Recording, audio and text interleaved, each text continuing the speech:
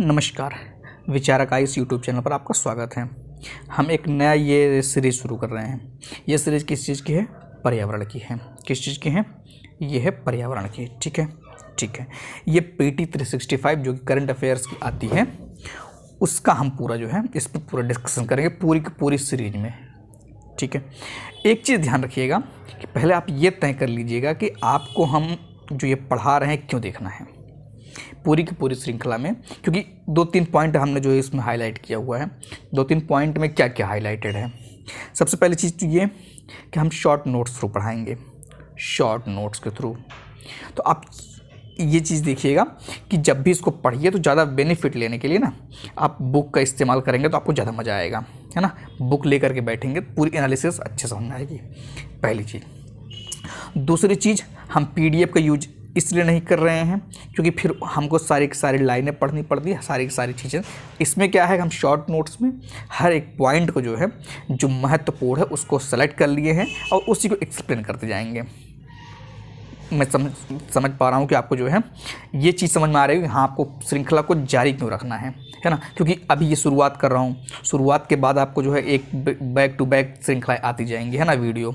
अब आप उसमें सोचेंगे कि इसको क्यों देखिए, कभी कभी आप कंफ्यूज हो जाएंगे, कभी कभी लगेगा कि यार किताब रिपीट हो रही है बार बार। तो ये सब समस्या आपको नहीं आएगी, ठीक है, क्योंकि किताब ही पढ़ा रहा हूँ।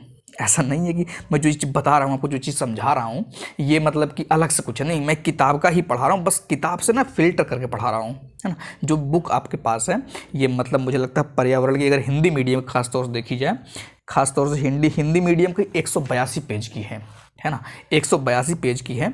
और आपको इस पूरी की पूरी श्रृंखला में हम एक लाइन टू लाइन पढ़ाएंगे। ये भी आप ध्यान रखिएगा कि हम जो भी पढ़ाएंगे ना, हम लाइन बाय लाइन पढ़ाएंगे। ऐसा मत समझिएगा कि कुछ छोड़ देंगे कुछ। लाइन बाय लाइन का मतलब ये नहीं पढ़ के सुनाएंगे, लाइन बाय लाइन का मतलब कि क्रक्स आपको पूरा का पूरा हो जाए। हाँ, एक डाउट आपके दिमाग में आएगा, एक डाउट ये दिमाग में जब मैं पढ़ाऊँगा तो आपको एक चीज़ एहसास होगा कि पूरा का पूरा टॉपिक क्यों पढ़ा रहे हैं, है ना, कि आपको जो मेन टॉपिक पढ़ाना चाहिए। तो एक चीज़ मैं आपको बताता हूँ, मेन टॉपिक जिनको ये बात का डाउट होता है कि मेन टॉपिक हमको इस पर पढ़ा देना चाहिए या मतलब कि उसको ध्यान देना चाहिए। देखिए होता क्या है, ये करंट अफेयर्स है। करंट अफेयर्स में क्या होता है, पहले आप जो है एक सबसे बढ़िया जो सोर्स होता है वो होता है न्यूज़पेपर, ठीक है, न्यूज़पेपर होता है। अगर आप न्यूज़पेपर पढ़ते हैं तो आपको किसी भी करंट अफेयर्स की ज़रूरत नहीं पड़ती है, आप उसी से कवर कर लेंगे, ठीक। अब होता क्या है, उसके बाद कोचिंग वाले थोड़ा सपोर्ट करते हैं। कोचिंग वाला सपोर्ट जब करते हैं तो वो क्या करते हैं, वो आपको मंथली मैगजीन देते हैं। क्या देते हैं? मंथली मैगजीन देते हैं। मतलब कि जो न्यूज़पेपर है, न्यूज़पेपर को छोटे छोटे भागों में लेके आते हैं कि जो 30 दिन का न्यूज़पेपर अगर आप इकट्ठा करेंगे तो और इनका जो मंथली मैगजीन है तो उसकी अपेक्षा मंथली मैगजीन कम होती है। ठीक बात है, ठीक है। उसके बाद क्या होता है, यही जो मंथली मैगजीन है, आज आपके सामने जो मंथली मैगजीन होता है इसमें आपका प्रीलिम्स भी होता है, मेंस भी होता है, प्रीलिम्स मेंस दोनों होता है, ठीक है। अब ये जो प्रीलिम्स और मेंस दोनों होता है, इसी को लेकर के आता है ये जो आपका कोचिंग वाले निकाले हैं PT 365।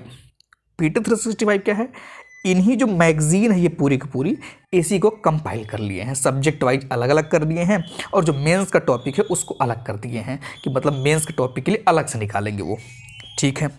तो अब जो ये प्रीलिम्स के लिए बना होगा ये डॉक्यूमेंट, ये तो उसमें वही चीज़ रखे जाएंगे ना कि जो प्रीलिम्स के लिए इम्पोर्टेंट हो। अब सवाल ये है कि इसमें भी आपको इम्पोर्टेंट छांटना है।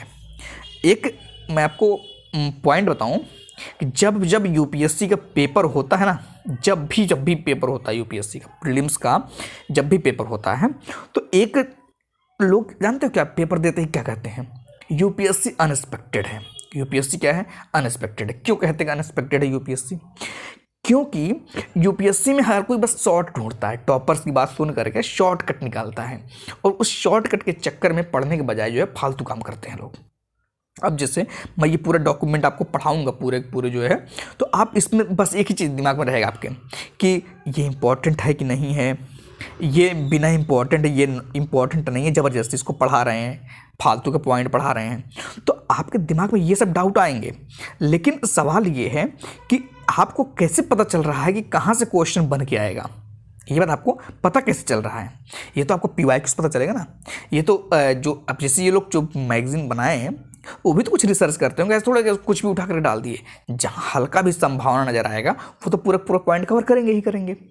तो कहने का मतलब ये है कि अगर मैं मान लीजिए इसमें से शॉर्टकट छोड़ूं तो करंट अफेयर को जो मैंने बताया था आपको, इतना बड़ा मैगजीन होता है, फिर उसको छोटा करके मंथली बनाया जाता है, फिर उसको छोटा करके जो है एनुअल बनाया जाता है, ये जो वार्षिक आता है PT 365। अब हम अगर इसमें से आपको छोटा छोटा थोड़ा थोड़ा करके पढ़ाएंगे, है ना, छोड़ छोड़ के पढ़ाएंगे तो आपके दिमाग में इतना तक होगा। अब याद कितना रहेगा उसी में से आप 2 पॉइंट रटेंगे। मतलब करंट अफेयर्स को आपने कहाँ ला, यहाँ से ला करके आपने कहाँ रख दिया, ये रख दिया। अब सवाल ये है कि जब एग्जाम में क्वेश्चन आएगा, जब एग्जाम में आपके प्रश्न आएंगे तो क्या आपको लगता है इस दायरे से आप कवर कर लेंगे? इतना बड़ा दायरा जो है इसका, ये दायरा आप कवर कर लेंगे? नहीं कवर कर पाएंगे। तो मैं बस ये बताना चाह रहा हूँ कि मैं शॉर्ट नोट्स के माध्यम से जो आपको ये पढ़ा रहा हूँ, आप इन सब चीज़ों से छोड़ करके, इन सब चीज़ों से हट करके, अभी आपको ये भी लगेगा कि इतना ज़्यादा वीडियो कौन बनाता है ना। अब आप बता रहा हूँ ना, आप लोग क्या है ना, क्वालिटी से कंप्रोमाइज़ कर जाते हैं, समस्या आती है। हिंदी मीडियम सबसे बड़ी समस्या ये है कि हिंदी मीडियम में शॉर्टकट बहुत फेमस है, जबकि भले कुछ ना पता हो, लोगों को ये लगता है कि अगर मैं 2 पेज 4 पेज का नोट्स बना लूँ और उसको पढ़ लूँ तो टॉप कर जाऊँगा। सवाल ये नहीं, सवाल ये है कि जो लोग बताते हैं, मान लीजिए जो सेलेक्ट हो गए, वो तो यही बताते हैं ना कि मैं तो जो है 2 पेज का नोट्स बना देता हूँ, उसके बाद जो है आराम से मेरा हो जाता है। अब आप भी यही सोच रहे होंगे। सवाल ये नहीं, सवाल ये है कि ये जो अगर आप मेहनत करके यहाँ से लेके आते हैं, यहाँ तक पहुँचते हैं मेहनत करके, तो ये समझ में आता है कि आपके बाकी की प्रक्रिया चीज़ें आपके दिमाग में हैं। लेकिन अगर आप सोचेंगे डायरेक्ट आप यहाँ से उछाल मार करके किसी की बनाई हुई चीज़ इस पे आ जा रहे हैं, इसका मतलब ये है कि ये चीज़, इन सब चीज़ों आप रूबरू नहीं हैं। अब आप यही केवल जान रहे हैं, समस्या इस बात की है, केवल आप जो है इसी को जान रहे हैं, है ना। अब इसी को केवल अगर आप जानेंगे तो आपका नॉलेज का जो है दायरा कम हो जाएगा, ठीक है। तो यही कारण है कि मैं इस मैगजीन की ये पूरी जो श्रृंखला चलेगी, चाहे पर्यावरण चल रहा है, हो सकता है अगर टाइम मिलेगा, गारंटी कुछ नहीं दे सकता मैं, क्योंकि भाई समय का अभाव सबके पास होता है, तो अगर समय मिलेगा तो और भी सब्जेक्ट का लेके आऊँगा वीडियो। लेकिन आप ये मान के चलिए कि ये जो मैं वीडियो पढ़ाऊँगा पूरा एक एक लाइन डिटेल करके पढ़ाऊँगा। आप विश्वसनीयता कैसे करेंगे, है ना, विश्वसनीयता के लिए हमारे पास केवल एक ही प्रमाण है कि आप जो भी पॉइंट मैं ये कवर कर रहा हूँ यहाँ पर, आप उसको किताब में दिया कर देखिए। जो बुकलेट आती है PT 365 की, आप उसमें देखिए, किताब लेके बैठेंगे और लेक्चर को देखते रहेंगे, हर एक पॉइंट आपको मिलता जाएगा, ठीक है ना। तो मैं उम्मीद करता हूँ आप ये समझ चुके होंगे कि आपको पढ़ना क्यों है, ये पूरी सीरीज आपको जो है देखनी क्यों है ना। और एग्ज़ाम के पहले तक जो है मैं उम्मीद कर, खास तौर से हिंदी मीडियम के लिए मैंने देखा, पर्सनली बता रहा हूँ कि मुझे मतलब कुछ ऐसा कंटेंट नज़र नहीं आया ना, क्योंकि जो होना चाहिए, जो क्वालिटी होनी चाहिए वो दिखी नहीं मुझे। तो मैं अपना प्रयास कर रहा हूँ। और एक इनिशिएटिव है ही कि PT 365 को शॉर्ट नोट्स के थ्रू पढ़ाना, ये अपने आप में ही एक जो है यूनिक चीज़ है। शॉर्ट नोट्स से कोई नहीं पढ़ाया है, ये आपको भी पता होगा, आप भी खोज ही रहे होंगे, देख ही रहे होंगे, ठीक है। हाँ, एक पॉइंट और आपका डाउट हो सकते हैं, इस डाउट को क्लियर करते हैं, फिर हम सीरीज को शुरू करते हैं। एक डाउट ये आता होगा कि जैसे ये जो मैगजीन है ना, इस मैगजीन में एक है आपका स्टैटिक पार्ट और एक है आपका डायनेमिक पार्ट, ठीक है। तो अब जैसे करंट अफेयर्स में क्या होता है कि स्टैटिक पार्ट और डायनेमिक पार्ट, आपके दिमाग में आता होगा कि हम केवल जो है ये डायनेमिक पार्ट कवर कर लेते हैं और स्टैटिक पार्ट को हम जो है किसी बुक से कवर कर लेंगे, है ना, या मतलब कि जो शंकर IAS या मतलब और जो बुक चलती है इन्वायरमेंट के लिए, पर्यावरण के लिए, हम उससे पढ़ लेंगे। ये आपके दिमाग में डाउट आता होगा। तो इस डाउट को क्लियर करने के लिए मैं आपको एक बताना चाहता हूँ, UPSC जो डायनेमिक आता है ना, जो डायनेमिक चीज़ें होती हैं जो करंट अफेयर्स में, UPSC उसके स्टैटिक को ही पूछता है, याद रखिएगा। स्टैटिक मतलब तो स्टैटिक बहुत कुछ है ना। अब स्टैटिक में भी इंपॉर्टेंट छांटने का माध्यम क्या है, तो ये डायनेमिक होता है, मतलब जो करंट होता है ये इसी के इर्द गिर्द घूमता है। तो वहीं से लोग बाद में कहते हैं कि ये स्टैटिक पूछ लिया, डायनेमिक पूछ लिया, है ना, लेकिन ये एक्सप्लोर करता है, जो करंट अफेयर्स जो है ना, ये जो आपका चल रहा है करंट में, उसी को क्या करता है, वो एक्सप्लोर करता है, कुछ नहीं करता है ना। बाकी PYQ देखिए, PYQ से आपको क्या समझ में आता है उसको एनालिसिस करेंगे तो और अच्छी चीज़ें कवर होंगी। खैर, अब हम श्रृंखला को आगे बढ़ाते हैं, एक चीज़ एक पॉइंट डिस्कस करते हैं। पॉइंट हम क्या ले रहे हैं, हम जो पॉइंट ले रहे हैं वो आज शुरू करेंगे जलवायु परिवर्तन। इस वीडियो में उम्मीद है पूरा चैप्टर कंप्लीट नहीं हो पाएगा, ठीक है ना, ये पूरा चैप्टर नहीं कंप्लीट हो पाएगा। आज हम शुरू कर रहे हैं क्या, वैश्विक स्थिति, है ना, वैश्विक स्थिति, ये हमको पूरा करना है ना। एक एक पॉइंट आराम से करेंगे, क्योंकि देखो क्वालिटीज़ कंप्रोमाइज़ नहीं करेंगे। क्वालिटीज़ कंप्रोमाइज़ करने का मतलब ये होता है कि फिर होल हो जाएगा, लूप रह जाएगा, है ना, और उस लूप को भरना बड़ा मुश्किल काम होता है जब चीज़ छूट जाती है। खैर, अब बकैती बातें, मतलब पुरानी बातें, ये सब जो है, ये बातें को छोड़ करके हम जो है आते हैं अपने पॉइंट पर। ठीक है, वैश्विक स्थिति, सबसे पहला पॉइंट क्या है, वैश्विक स्थिति। और वैश्विक स्थिति में जो सबसे करंट की पॉइंट है, मतलब न्यूज़ का पॉइंट है, ये तो एक कैटेगरी है ना, इस कैटेगरी में अब न्यूज़ शुरू होता है। जो न्यूज़ जो चर्चा में था वो था ओजोन छिद्र, ओजोन होल। ठीक है, चर्चा में क्यों था, चर्चा में ये इसलिए था, अंटार्कटिका के ऊपर मौजूद ओजोन छिद्र बड़ा और पतला। इसका क्या मतलब हुआ कि 2020 और 22 के दौरान किए गए एक अध्ययन के अनुसार, 2020 और 2022 के बीच में एक अध्ययन किया गया। इसके अनुसार क्या था कि अंटार्कटिका के, देखिए अंटार्कटिका, यहाँ थोड़ा टाइपिंग में दिक्कत आ रही थी, है ना, कि अंटार्कटिका हो नहीं पा रहा था, तो मुझे अंटार्कटिका लिखना पड़ा, है ना, तो इसको थोड़ा सा एडजस्ट कर लीजिएगा, अंटार्कटिका समझ लीजिएगा इतने से।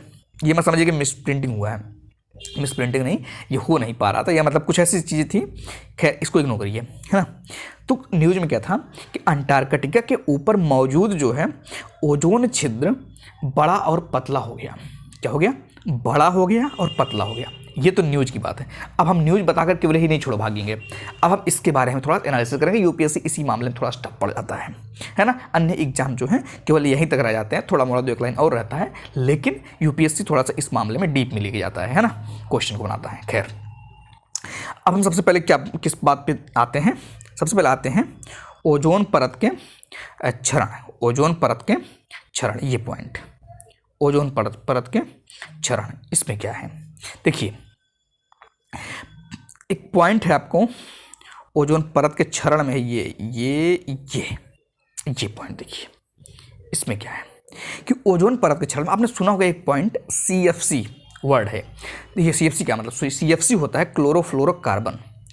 पराबैंगनी किरणें जो है ना, क्लोरोफ्लोरोकार्बन के अणु से क्लोरीन परमाणु को अलग कर देती हैं। किससे अलग करती हैं, इससे जो है क्लोरोफ्लोरो। अभी आप सोचेंगे इसमें क्लोरीन तो है ही नहीं, क्लोरोफ्लोरो बोल रहा हूँ, ये शॉर्ट नेम है। क्लोरोफ्लोरो मतलब क्लोरीन है, इसमें क्लोरीन भी है और फ्लोरीन भी है, तो क्लोरोफ्लोरो और कार्बन भी है ना। तो क्या कह रहे हैं, क्या कह रहे हैं कि पराबैंगनी किरणें CFC अणु से क्लोरीन परमाणु को अलग कर देती हैं, पहली पॉइंट। और दूसरे में क्या होता है कि क्लोरीन परमाणु, ये देखिए, क्लोरीन द्वारा ओजोन का विखंडन, मतलब क्लोरीन परमाणु ओजोन अणु को विखंडित करते हैं।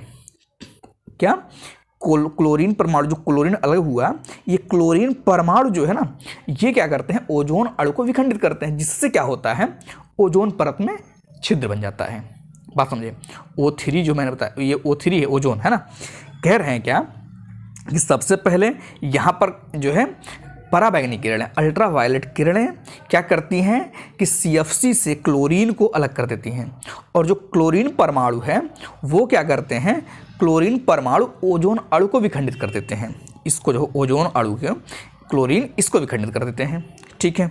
और इससे क्या होता है, ओजोन परत में छिद्र बन जाता है, ठीक है। और इस दौरान क्या होता है, क्लोरीन मोनोऑक्साइड और ऑक्सीजन के अणु का निर्माण होता है।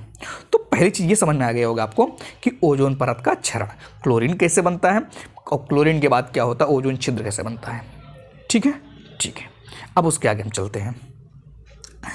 एक चीज़ और ध्यान रखिएगा कि ओजोन के जो है ओजोन के क्षयकारी, ये पॉइंट देखिए, ये ओजोन क्षयकारी रसायन, ओजोन को क्षयकारी मतलब ओजोन को जो क्षय करते हैं, जो नुकसान पहुंचाते हैं, जो उसको जो है काटते हैं, वो कौन कौन से रसायन हैं, थोड़ा सा आप जो है इसके बारे में देख लीजिए क्या क्या पॉइंट है इसमें, क्या क्या है। ये देखिए CFC मतलब क्या है, CFCs में क्या क्या आता है, देखिए एक चीज़ ध्यान रखिएगा, CFCs में आते हैं एरोसॉल, रेफ्रिजरेंट और सॉल्वेंट्स, एरोसॉल, रेफ्रिजरेंट और सॉल्वेंट, याद रखिएगा। और एक है HC, ये देखिए HCFCs, ये एक है CFCs। अच्छा, आपको लग रहा होगा कि ये तो केवल बस वही पढ़ के बता रहे हैं, है ना। भाई समझाना भी है मुझे, है ना, समझाना भी है। एक एक पॉइंट जहाँ पर मुझे लगेगा ना वहाँ पर आपको समझाऊंगा भी। अब तक टेंशन मत लीजिए। जल्दीबाजी में समस्या यही है कि आप लोग जल्दीबाजी में रहते हैं और जल्दीबाजी जो है बड़ा नुकसानदेह हो जाता है। ठीक है, खैर इतनी बात समझ में आ गई। HCFC, ठीक है। इसमें क्या आता है, एरोसॉल, रेफ्रिजरेंट और सॉल्वेंट्स। मुझे लगता है ये पॉइंट आपको जो समझ में आ गया होगा। अच्छा, एक चीज़ अगर आपको फिर लगे कि मतलब कि कैसे क्षय होता है, आपको समझ में नहीं आ रहा है, तो डायग्राम के थ्रू भी हम आपको जो है इसमें समझा दें, अगर आप समझना चाहें तो, है ना, अच्छे से समझा देते हैं ताकि दिमाग में एक इमेज बन जाए। जैसे मैंने कहा कि मान लीजिए ये क्या है, CFC, ठीक, ये CFC है। इस पर क्या हुआ कि इसमें क्लोरीन है, इतना पता है आपको ना, क्लोरोफ्लोरोकार्बन तो क्लोरीन है, ठीक बात है। अब क्या हुआ कि इस पे जो है अल्ट्रावायलेट किरणें आती हैं, ठीक है। कौन से आते हैं, अब ओजोन परत द्वारा क्या होता है, अब क्या होता है, अल्ट्रावायलेट किरणें आती हैं। अब ये अल्ट्रावायलेट किरणें क्या करती हैं, इससे क्या करती हैं, क्लोरीन को अलग कर देती हैं। क्या कर देती हैं, क्लोरीन को अलग कर देती हैं। अब यहाँ से क्लोरीन आ गया तो क्लोरीन क्या करता है, O3 जो है, O3 इसको ब्रेक करता है ना, इसको भी ब्रेक करता है, और इसको ब्रेक करने के बाद क्या होता है, ओजोन छिद्र बन जाता है। ठीक है, खैर अब हम थोड़ा सा आगे चलते हैं, चला जाए आगे। उम्मीद कर रहा हूँ कि आपको जो चीज़ें समझ में आ रही होंगी। चलिए नेक्स्ट पेज पे ना, जी कहाँ गया भाई साहब, जी ठीक है। और उसी में एक पॉइंट आपका है कि, रुक जाइए थोड़ा सा, आपको देखो अगर स्पीड धीमी लग रही है तो स्पीड बढ़ा लीजिएगा, है ना, क्योंकि भाई मैं तो पढ़ा रहा हूँ, मैं तो अपने स्पीड से ही पढ़ाऊँगा आपको, क्योंकि टेक्नोलॉजी है तो इसको यूज़ करिए, ठीक है। और अब जैसे मैंने बताया था आपको, ये आपका हेलोन्स भी, हेलोन्स क्या होता है, हेलोन्स जो है अग्निशामक में यूज होता है, ध्यान रखिएगा। हेलोन्स कहाँ यूज होता है, अग्निशामक में, ध्यान रखिएगा। और उसके बाद एक आता है मिथाइल ब्रोमाइड, ये मिथाइल ब्रोमाइड कहाँ क्या है, ये कीटनाशक है। ये क्या है, ये जो है अग्निशामक के रूप में काम करता है, ठीक है, ठीक है। अब बात आती है ओजोन परत और ओजोन छिद्र के बारे में, इसके बारे में आराम से जो है डिस्कस करते हैं। ओजोन परत, देखिए शॉर्टनेस ही फायदा है कि मतलब कि बहुत ज़्यादा आपको टेंशन नहीं लेनी, फालतू चीज़ पर पढ़ रहे हैं। खैर, ओजोन परत और ओजोन छिद्र के बारे में, ठीक है। ओजोन परत पृथ्वी के समताप मंडल में गैस की एक जो है क्या है, पतली शील्ड है, मतलब कवच है, ठीक है। क्या कहा मैंने, ओजोन परत पृथ्वी के समताप मंडल में गैस की एक पतली शील्ड कवच की तरह है, ठीक है, मतलब शील्ड में रक्षा करने वाला कवच की तरह काम करता है, ठीक है। दूसरा क्या काम है, पराबैंगनी किरणों से रक्षा करना, मतलब क्या कि यह जो है सूर्य की पराबैंगनी किरणों को क्या करती है, अवशोषित करती है। कौन, ओजोन परत जो है सूर्य की पराबैंगनी किरणों को अवशोषित करती है, और उसके कारण में क्या करते हैं, पृथ्वी को जो है उनसे रक्षा करती है। कौन, ये देखिए, ये मैं इस तरह पढ़ा रहा हूँ आपको कि अगर आपने नहीं भी पढ़ा है इन्वायरमेंट, अगर आपने नहीं भी पढ़ा है ना, तब भी आपको कोई दिक्कत नहीं होगी समझने में, है ना। उसके बाद एक पॉइंट क्या है कि पृथ्वी का लगभग 90%, ये पृथ्वी का लगभग 90% ओजोन कहाँ पे है, समताप मंडल में मौजूद है, समताप मंडल में। अब आपको ये पता होना चाहिए कि एक होता है, जैसे ये मान लीजिए पृथ्वी है, ठीक, ये मान लीजिए पृथ्वी है।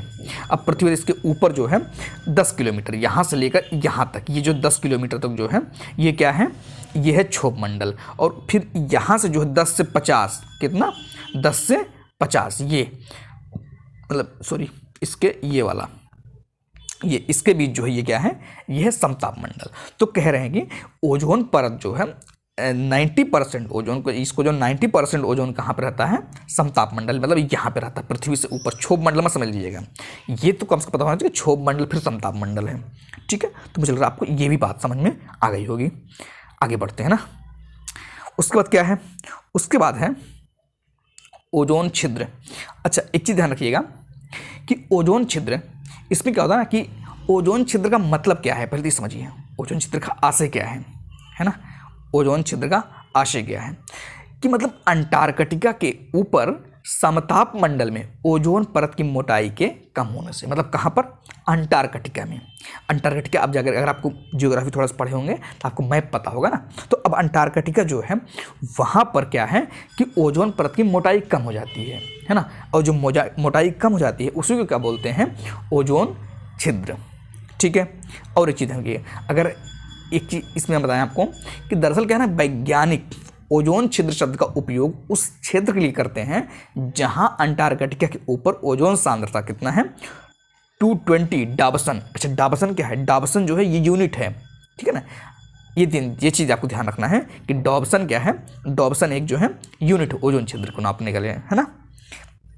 उसके बाद क्या है, उसके बाद क्या है कि गौर देखिए कि पृथ्वी पर ओजोन परत की औसत मोटाई, पृथ्वी पर ओजोन परत की औसत मोटाई कितनी है, 300, बस समझ लीजिए ऐसे ही कि 300 डॉबसन यूनिट्स हैं। ठीक है, आगे चलते हैं।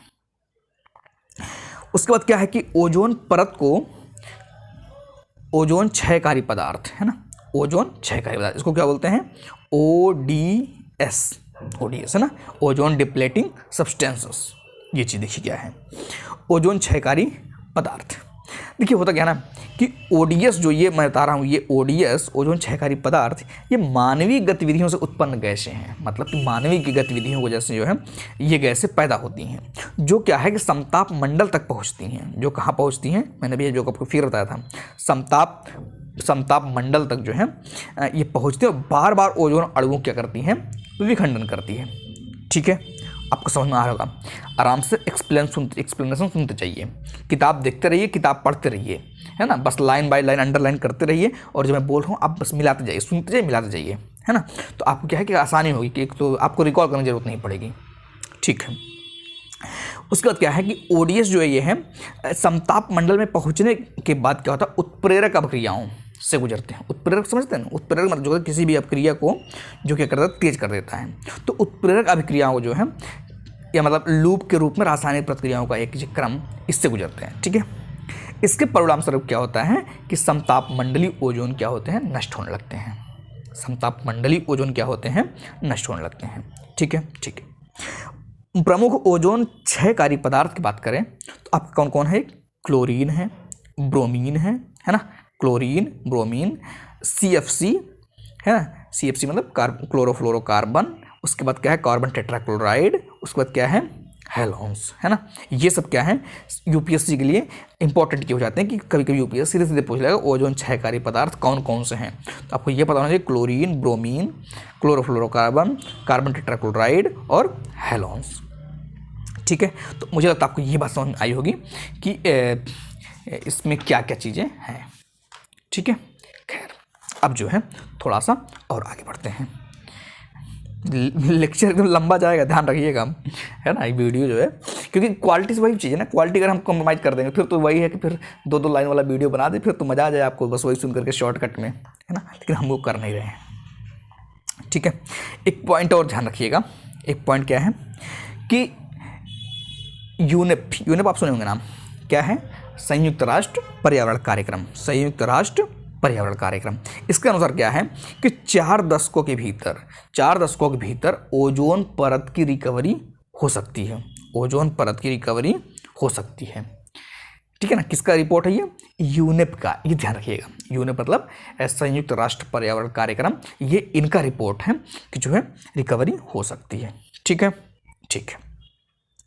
उसके बाद एक पॉइंट आता है कि अंटार्कटिका के ऊपर ओजोन छिद्र के निर्माण के संभावित कारक, है ना, अंटार्कटिका के ऊपर जो है ओजोन छिद्र जो बनते हैं उसके जो संभावित कारक हैं वो कौन कौन हैं, जरा जो है इस पे ध्यान देते हैं तो और आराम से चीज़ें समझ में आएगी। चलिए, एक होता है कि ध्रुवी भंवर समतापी वायु राशि है, समतापी वायु राशि। वास्तव में क्या है कि यह पृथ्वी के दोनों ध्रुवों के आसपास, पृथ्वी के 2 ध्रुव होता है, पता ही होगा, पृथ्वी है, पृथ्वी के 2 ध्रुव होते हैं, तो पृथ्वी के दोनों ध्रुवों के आसपास निम्न दाब और ठंडी हवा का एक विशाल क्षेत्र है। निम्न क्या क्या है, एक लो प्रेशर है और एक ठंडी हवा, और आपको पता ही होगा लो प्रेशर कहाँ होता है, जहाँ पर ठंडी हवा की जियोग्राफिक पार्ट है ना। तो ये एनवायरनमेंट पढ़ने के लिए आपको जियोग्राफी पता होनी चाहिए, तो पता चला कि फिर तो यही नहीं पढ़ पाएंगे, है ना।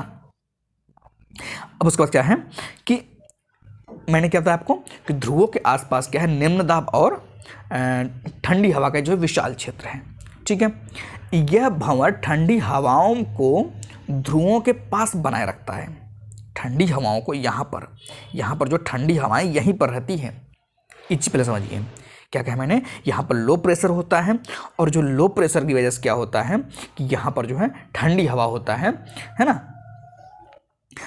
तो इतना बात आपको समझ आएगा। अब देखिए, ध्रुवी भ्रमर जो होता है ना, दक्षिणी ध्रुव पर अधिक प्रबल होता है। दक्षिण ध्रुव पर, ये साउथ पोल। अब ये पॉइंट ध्यान रखिएगा कि ध्रुवी भ्रमर, यूपीएससी स्टेटमेंट में पूछ लेगा कि ध्रुवी भ्रमर दक्षिणी ध्रुवों पर अधिक प्रबल होता है, उत्तरी नहीं। उत्तरी, ध्यान रखिए, उत्तरी ध्रुव पर ज़्यादा प्रबल नहीं होता। ये प्रबल कहाँ पर होता है, ये ज़्यादा प्रबल होता है दक्षिणी ध्रुवों पर। ठीक है, यह ध्रुवी समताप मंडली बादलों का निर्माण करता है। क्या करता है, ध्रुवी समताप मंडली बादलों का निर्माण करता है। ठीक है, अब आगे थोड़ा सा और बढ़ते हैं। अंटार्कटिका ध्रुवी भंवर में परिवर्तन, अभी इसके आगे आते हैं, है ना।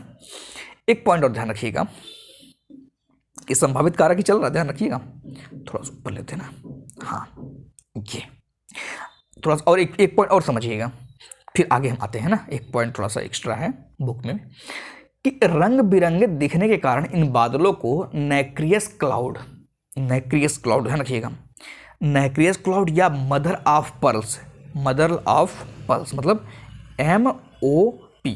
अब ऐसे जैसे मदर ऑफ पर्ल्स हो गए या नैक्रियस क्लाउड हो गया, ये क्या है ना कि ये जो चीज बता रहा हूं आपको, ये यूपीएससी की वजह से स्टेटमेंट में पूछ लेगा कि मदर ऑफ पर्ल्स के बारे में निम्न बातों में छाटिए, मतलब कि नैक्रियस क्लाउड क्या है, ऐसे पूछेगा। हाल ही में चर्चाओं में था नैक्रियस क्लाउड या मदर ऑफ पर्ल्स। तो ध्यान रखिएगा, ये जो रंग बिरंगे दिखने के कारण इन बादलों को क्या बोलते हैं, ये बादल ही है ना, मदर ऑफ पर्ल्स। अब आप सोच रहे हैं कुछ और, है ना।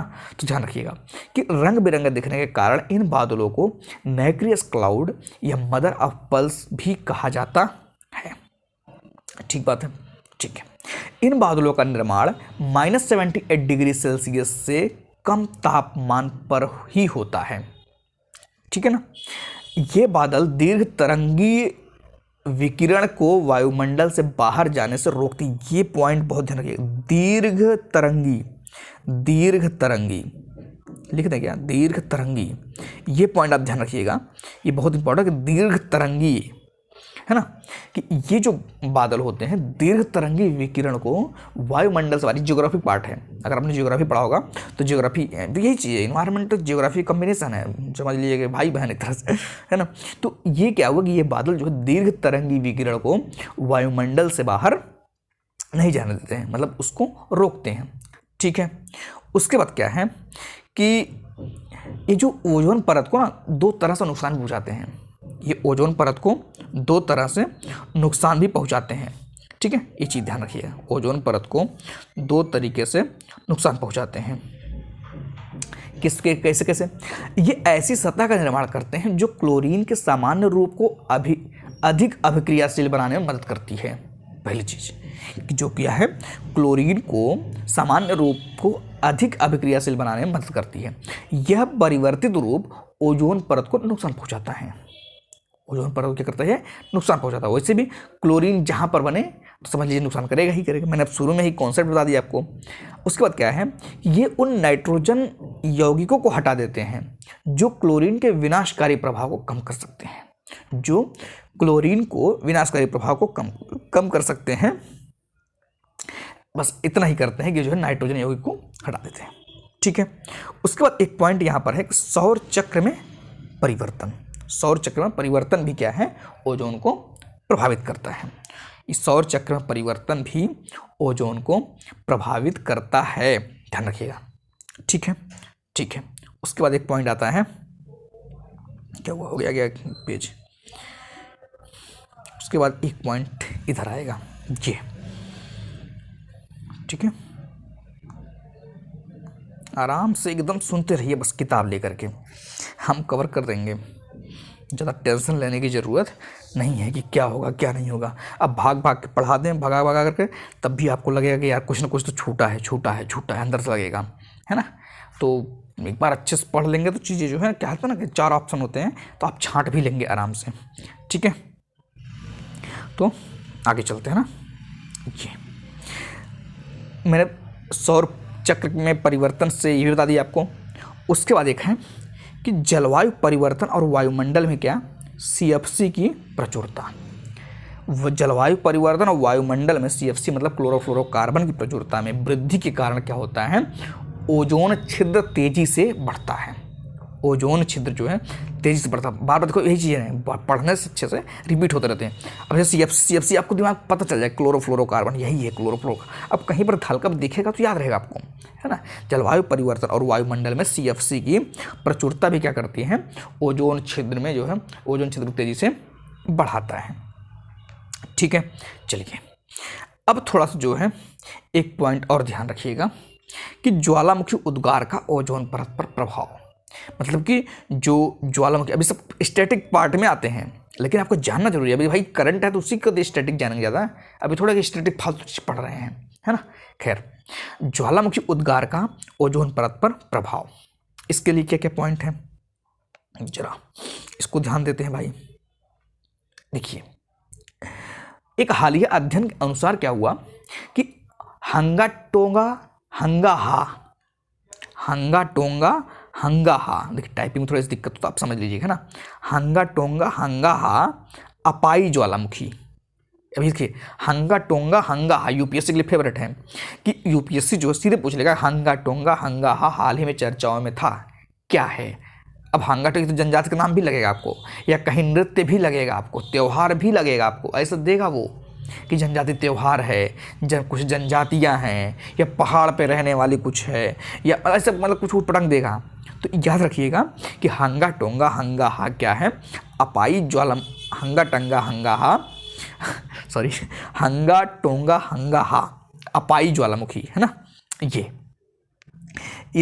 क्या है कि इसके उद्गार से क्या होगा, वायुमंडलीय ओजोन परत को नुकसान पहुंचा है, वायुमंडलीय ओजोन परत को नुकसान पहुंचा। ये चीज़ आप ध्यान रखिएगा। देखो ये तो आपको पता चल जाएगा कि भाई ज्वालामुखी निकला हुआ है, उद्गार हुआ है, तो ये तो सीरीज बात है कि जो है वायुमंडलीय ओजोन परत को नुकसान पहुंचा। ये दिक्कत नहीं है। दिक्कत जब वो ये पूछ लेगा हंगाहा अपाई ज्वालामुखी, आप ऐसे पूछ लेगा हंगाहा अपाई क्या है, अब आप कन्फ्यूज हो जाएंगे, यार ये तो मैंने सुना ही नहीं कहीं पर, है ना। तो ये चीज़ ध्यान रखिएगा, ठीक है। उसके बाद क्या है कि हंगाहा जो अपाई जो है समुद्र के नीचे स्थित ज्वालामुखी, समुद्र के नीचे, मतलब ये भी महत्वपूर्ण पॉइंट है कि जो है ये समुद्र के नीचे स्थित है हंगाटोंगा, और फेमस हो, मतलब और इम्पोर्टेंट हो गया, ठीक है। यह दक्षिणी प्रशांत महासागर में टोंगा द्वीप, ये टोंगा द्वीप समूह में अवस्थित है, याद रखिएगा इसमें अवस्थित है। और इसमें जनवरी 2022 में उद्गार हुआ था। कब हुआ था, जनवरी 2022 में, करंट इसलिए है, करंट में, ठीक है। अच्छा, एक पॉइंट और ध्यान रखिएगा कि 1991 में फिलीपींस के माउंट पिनाटुबो, एक चीज इसमें क्या है कि इससे पहले मतलब 1991, तो बात हो रही 2022 की, इससे पहले 1991 में क्या हुआ कि फिलीपींस के माउंट पिनाटुबो ज्वालामुखी। अब सवाल ये है कि अगर यही पूछ लेगा यूपीएससी, मैचिंग में दे देगा कि फिलीपींस का मतलब कि माउंट पिनाटुबो, और मैच दे देगा, एक तरफ दूसरा एक तरफ इधर दे देगा, और इधर दे देगा क्या कि आपको जो है माउंट पिनाटुबो एक तरफ दे देगा, एक तरफ दे देगा क्या जो है फिलीपींस। अब आपको पता होना चाहिए हाँ ये फिलीपींस में ही है माउंट पिनाटुबो, पता चला यही नहीं समझ में आ रहा कि जो है पिनाटुबो कहाँ पर है, ठीक है। तो आप जो है मैचिंग के लिए भी तैयार रखिएगा, इस चीज़ को मैचिंग के लिए तैयार रखिएगा। और माउंट पिनाटुबो, देखिए माउंट पिनाटुबो क्या है, ये तो ज्वालामुखी, ये पकड़ में आ जाना चाहिए। और पता चला माउंट पिनाटुबो को भी, तो फिर तो बड़ी दिक्कत हो जाएगी ना। तो बाकी ये समस्या नहीं है कि उद्गार से जो है ज्वालामुखी मतलब कि ओजोन परत क्षरण हो गई, ये समस्या नहीं है। समस्या ये होती है फैक्चुअल चीज़ ध्यान कन्फ्यूज जाती है। तो इस बात को 2-3 चीज़ ध्यान रखना है। सबसे पहले चीज़ हंगाहा अपाई ज्वालामुखी है, और ये दक्षिणी प्रशांत महासागर में टोंगा द्वीप में अवस्थित है, ठीक है। उसके बाद 1991 में क्या, फिलीपींस के माउंट पिनाटुबो ज्वालामुखी, याद रखिएगा फिलीपींस का है माउंट पिनाटुबो। ये पॉइंट आपको जो है मुझे लगता है कि याद होना चाहिए। खैर, अब थोड़ा सा बात कर लेते हैं प्रभाव, ज्वालामुखी विस्फोट का ओजोन छिद्र पर प्रभाव। ज्वालामुखी विस्फोट का ओजोन छिद्र पर प्रभाव। अब प्रभाव क्या क्या थे, ठीक है, चलिए इसको देख लेते हैं, ऊपर कर लें एक ही साथ ना, 3-4 पॉइंट होंगे। हाँ चलिए यहाँ पे कर लेते हैं। देखिए, ज्वालामुखी उद्गार के बड़े पैमाने पर उत्सर्जित जलवाष्प एवं धुएं का गुबार समताप मंडल पहुंच जाता है ना। उत्सर्जित जलवाष्प एवं धुएं का गुबार कहाँ पहुंच जाता है? समताप मंडल पहुंच जाता है। ठीक है, ठीक बात है। ज्वालामुखी उद्गार के कारण बड़ी मात्रा में सल्फर डाइऑक्साइड गैस समताप मंडल पहुंच जाता है। समताप मंडल पहुंचने मतलब क्या है? समताप मंडल में ही 90% क्या होता है? ओजोन होता है। अब आपको यही पता होना चाहिए ओजोन कहाँ पर ज़्यादा होता है? समताप मंडल में होता है। ये भी बेसिक पॉइंट होता है, यही नहीं पता फिर तो कहीं पर भी छोड़ देंगे तो फिर तो समस्या हो जाएगी। क्षोभ मंडल दे देगा। अब आपको तो ये पता रहना चाहिए ना कि हम ओजोन कहाँ पर रहता है? समताप मंडल में। ठीक है, यह गैस समताप मंडल में क्लोरीन के रासायनिक रूपांतरण में मदद करती है तथा इससे क्या होता है? क्रियाशील, इससे समस्या पैदा हो जाती है। ठीक है, खैर उसके बाद एक आता है कि ज्वालामुखी उद्गार से ब्रोमीन और हाइड्रोजन क्लोराइड, ये चीज़ ध्यान रखिएगा, है ना। ज्वालामुखी उद्गार से ब्रोमीन और हाइड्रोजन क्लोराइड गैस का भी उत्सर्जन होता है ना। इनमें क्या होता है कि इनमें भी ओजोन को नुकसान पहुंचाने की भी क्षमता होती है। ये बहुत बड़ी बात नहीं है। बड़ी बात क्या है कि ये जो है ज्वालामुखी मतलब ब्रोमीन और हाइड्रोजन क्लोराइड ये भी निकलते हैं, ये आपको समझना है। ठीक है, ठीक बात। उसके बाद क्या है कि ज्वालामुखी उद्गार से उत्सर्जित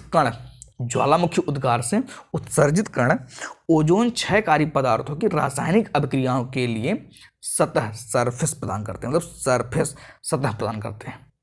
ठीक है, तो मुझे लगता है आपको ये पूरी कहानी जो है समझ में आई कि जो मैंने आपको अभी ये पॉइंट शुरू किया था, ओजोन छिद्र, है ना।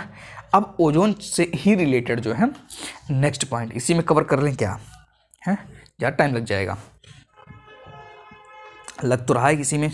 देखते हैं, पहले इसको आज यहीं पर रोकते हैं ना, आज यहीं पर रोकते हैं। बाकी नेक्स्ट वीडियो में थोड़ा सा जो है लेंथ बढ़ाएंगे, है ना, लेंथ बढ़ाएंगे और थोड़ा सा कवर करना पड़ेगा भाई।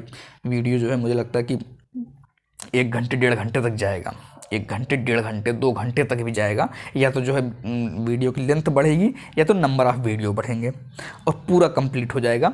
आज मुझे लगता है कि शुरुआत कर ही दिया हूँ, 2-3-4 दिन 10 दिन जो भी लगे, लेकिन आपको क्वालिटी मिलेगी। इस बात को मैं बता रहा हूँ आपको, कंटेंट की जो है कंटेंट की क्वालिटी तो है ही ऑलरेडी अपने आप में। Feed365 भाई क्वालिटी ही तो है ना उसका।